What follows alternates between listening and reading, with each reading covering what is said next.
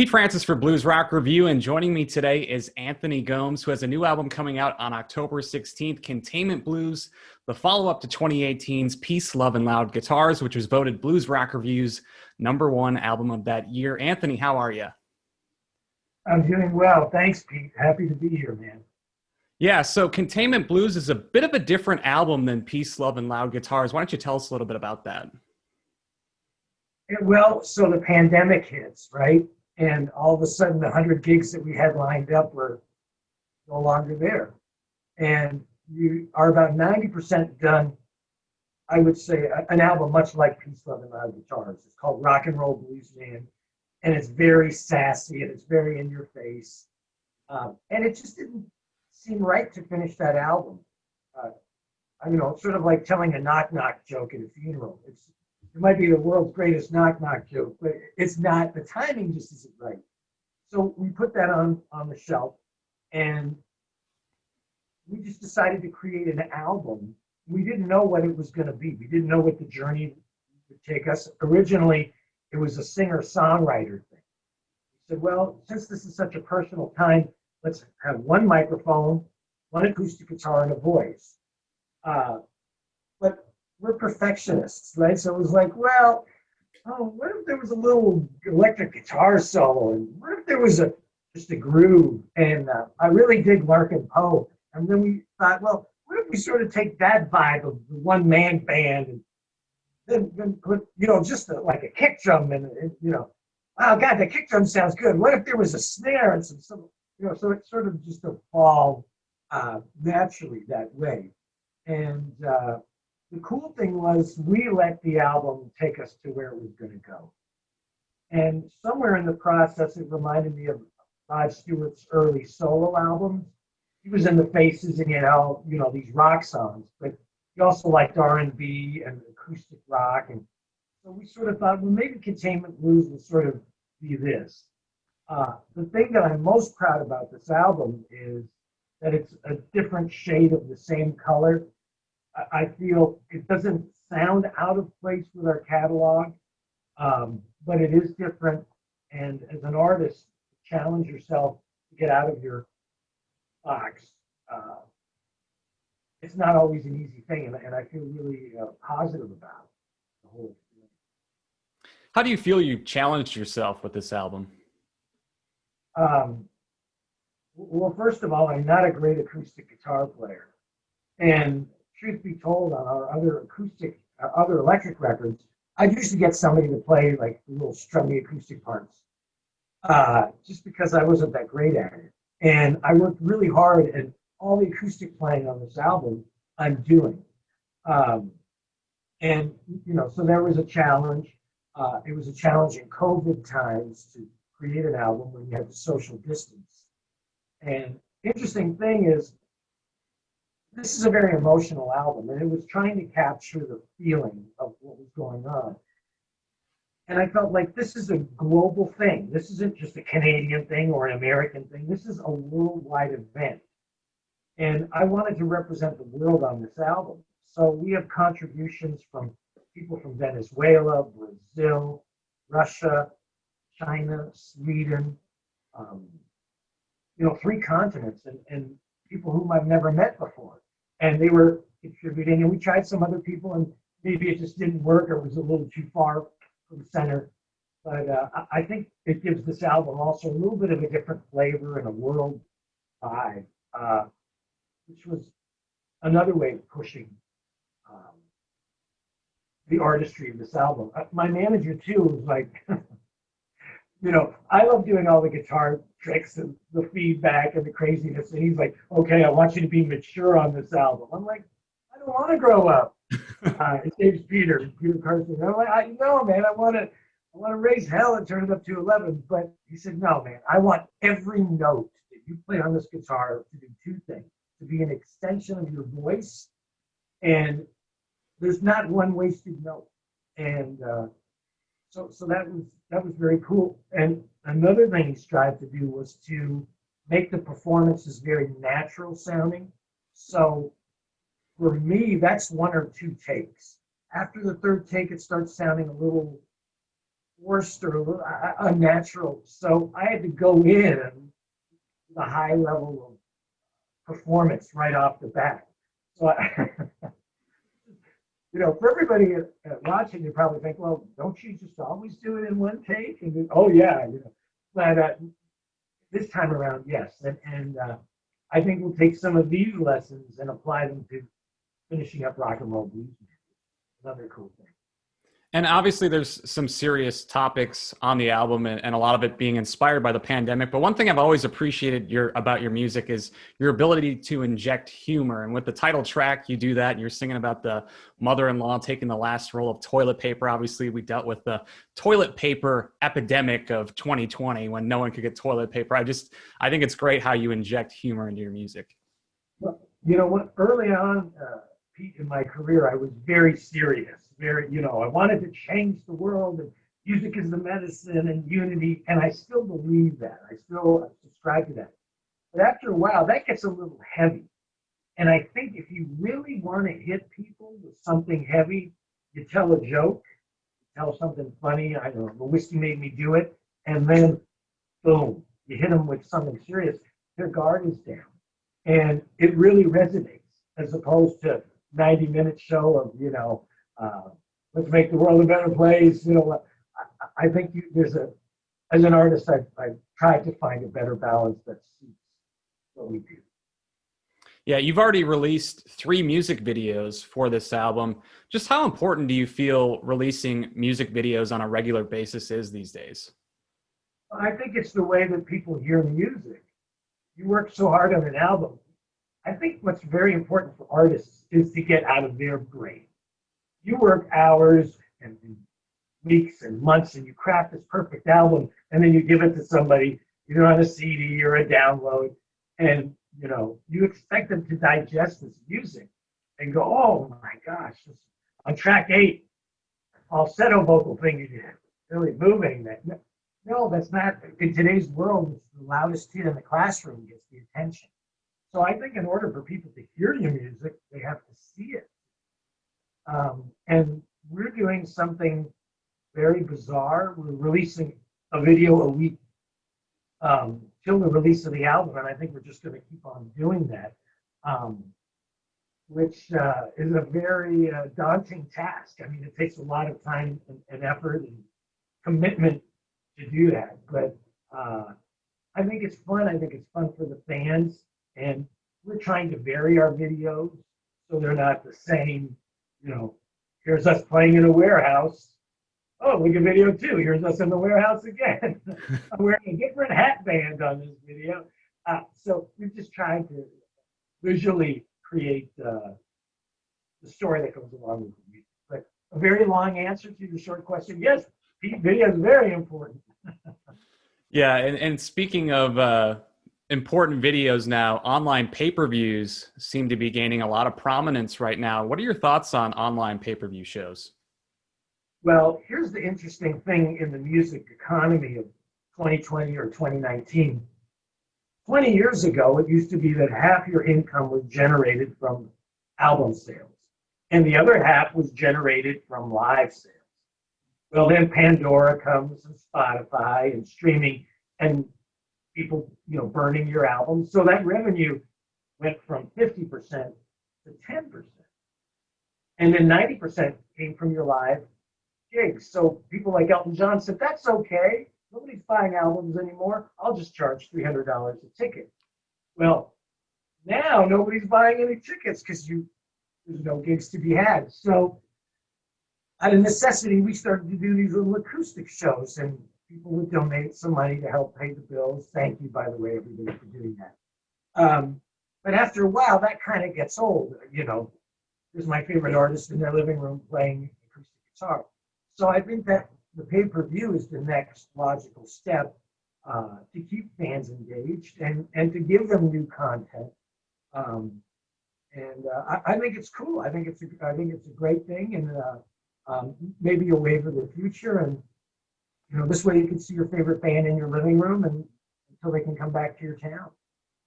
You have been able to play some live gigs. What was it like getting back out there? Very strange, very strange. We were hyper paranoid. You know, it was like we had three masks on and we didn't talk to anybody. Uh, but you know, because we're touring, we just want to be responsible, and you know, our fan base is anything from 4 to 94 years old. So for our older fans, we wanted to be responsible and not transmit something to them, even if it didn't impact us. Uh, it was bizarre because it was like nothing had changed. Somehow, you know, we just did a show and maybe three people in the crowd were wearing a mask, and, you know, I wore mine selling merch and, you know, signing things, and people were like, can you take your mask off? I'm like, not ready to do that just yet. But yeah, it's very interesting. You know, people need it. I felt like they were very grateful that we were there and very receptive. Uh, so yeah, I think it's really important. I think it makes me realize just how important it is, not only for the artist, but for the audience to get live music. Having more time at home and not being able to play as many gigs, do you feel that there's anything that you've learned about yourself during this pandemic and during this time? Yes. I actually feel comfortable not being on the road for the first time in 25 years of touring. You know, it used to be you'd come home and you'd be exhausted. So you'd be exhausted, you'd take a couple of days to recoup, you'd have to pay all the bills, you know, fix the stuff around the house that needed to be fixed, and then boom, you're back out there. And now it's like, whoa, I have Friday and Saturday off. What do I do? And personally, I got into a non-road rhythm and a way of life that the average person lives every day, but I haven't had that life. So it's been cool, and I feel like when I go back on the road, when I come back home, I'll be able to, you know, learn this sort of thing. I mean, you're talking to somebody who didn't buy a robe till 5 years ago or ever have slippers. You know, I was on the road all the time. So that's been very, very cool. And, you know, I've just been writing a lot, probably busier than ever. And I've tried to use this time and say, how can I push myself as an artist and make the most of this time? And you know, we have an album that's coming out in 2 weeks, and we have about 18 or 20 songs still in the can, ready to go. I mean, I haven't stopped, you know, and I haven't been as inspired as these times, and it's pretty exciting. Yeah, and obviously in recent years, we've seen the rise of streaming. And recently there was a report that vinyl sales have overtaken CD sales. Do you think that's a good thing for artists that vinyl continues to go up, even if CDs are kind of on the way down? What I find so fascinating is that there are so many delivery systems to listen to music today. There's streaming, there's CD, there's vinyl. I love it all. You know, I love to be able to stream when I'm, you know, driving, and I can listen to, you know, any, you know, Joanne Shaw Taylor or King or Joe Bonamassa or Philip Sayce and Eric Gales, and I can just Walter Trout, and I can crank it up, and I don't have to worry about bringing a big case of CDs. I love to listen to vinyl because it sounds different, not better, but different. And I love to listen to old Otis Redding on vinyl because you can hear the kick drum and it just sounds so awesome. And CD is still great to listen to as well. And I still like that it's a physical thing. So our fans are the same way. Some people buy CDs, some people buy vinyl, some people stream. And I think it's great because there are always options and a different way to absorb music. When you listen to vinyl, it's like a religious thing. You know, you got to put it in on the platter, clean it, flip it.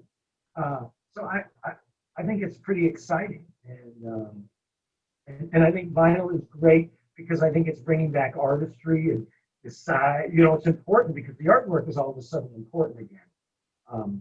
That's something in Containment Blues we tried to do. Finally, an album without my face on it, you know. And it's like it's trying to make a statement because you don't have this small little area now. You have a bigger canvas to express a message. You've had some tracks from the new album land on Spotify playlists. Just how big do you think and important Spotify playlists are these days and getting on those playlists? I think Spotify playlists are extremely important, and for any emerging artists that might be listening, that's what you should do. You should try to get on these playlists. And Spotify has this algorithm, which is this artificial intelligence, big brain, and it can tell when people are listening to your song. But not only that, if they listen to the whole song, whether they like the song, whether they came back and listened to it, who's listening to it. Is Pete Francis listening to it? Because he really knows his stuff. So it's like, oh, wow, that's a very important listener. So all of this makes sense in their things. So getting on a playlist is great. I can say that our spins have doubled. And we're getting 20, 30 new fans a day from this playlist that we got added to. So that's wonderful. You've mentioned before that B.B. King was a huge mentor of yours, and obviously you paid tribute to him on Peace, Love, and Loud Guitars. How did you originally meet B.B. King? I was in college, and I was at a jam night, a Thursday night jam night in Toronto, where I lived, at a bar called Chicago's. And it was on the second floor. It was a dive, real dive. And if you would jam and you played well, they gave you a beer. If you did really well, they give you 2 beers. And when you're in college, that's the equivalent of $1 million. So I had a 2-beer night. I was rocking, and this guy comes up to me and says, "Who's your favorite guitar player?" And, well, as you know, there's so many great guitar players out there. But I said, "B.B. King." And he said, "I thought so. I'm his bus driver." And I thought to myself, okay, consider the place that we were at. A lot of, it's seedy, JFK was in the bar, so was the Pope. Everybody lies about who they are. And I go, "What's your name?" And he goes, "My name is Lamar Sanford." I'll never forget his name. I'm thinking, isn't that the dude's name from that TV show Sanford and Son? And but anyway, he said, "Come to the gig tomorrow and we'll give you 4 free tickets." So I called up my friends and I said, "I think we might possibly have tickets for B.B. King." So we all went, and there he left us 4 tickets in the front row. He introduced me to B.B. And I got dressed up like I was going to church, and I had and I made these little business cards, Anthony Gomes, professional blues guitarist. I went to like Office Max, and I had a rush delivery, and I gave him my card, and he was so gracious. "Oh, may I?" And he even said, "May I keep this?" And I'm like, "Oh, yes. Most certainly." Yeah. But he took I noticed.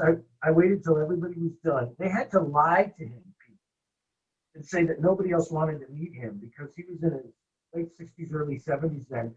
And he would meet for hours. And he had these 2 stacks of promo pictures. One was a full body shot and the other was a headshot. People would come up and he said, "Which photo do you like the best?" And he would sign them and give it to these, just the greatest guy. So then he took about half an hour with me and talked about the blues, and being a band leader, and at the time I was in college and I was doing my master's thesis on the racial evolution of blues music, and I'd studied a lot about B.B.